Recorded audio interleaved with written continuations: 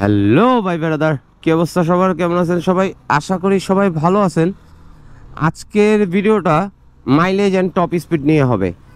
আচ্ছা, আমরা মূলত হচ্ছে নতুন বাইক কিনি আর সেকেন্ড হ্যান্ড বাইক কিনি।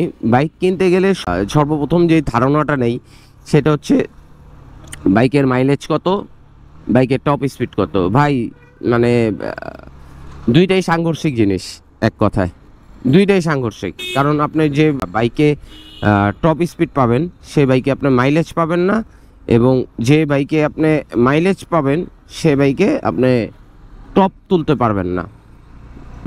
টপ তুলতে পারবেন না বলতে ওই বাইকের তো একটা টপ থাকেই, ওই বাইকের তো একটা টপ থাকেই। সো ওই টপটা আসলে আপনার আশানুরূপ হবে না, এইটা মাইনেই নিতে হবে। সো এই হচ্ছিল বিষয়। তো আপনারা যদি আমার সাথে একমত থাকেন যে বাইকে টপ স্পিড ভালো, মাইলেজ ভালো না, বা মাইলেজ পাবো না, বা যে বাইকে মাইলেজ পাবো ওই বাইকে টপ স্পিড পাবো না, যদি একমত হয়ে থাকেন কমেন্টসে জানান। আজকের ভিডিওটা এই পর্যন্তই। ভালো থাকবেন, সুস্থ থাকবেন এবং হেলমেট পরে বাইক চালাবেন। টাটা।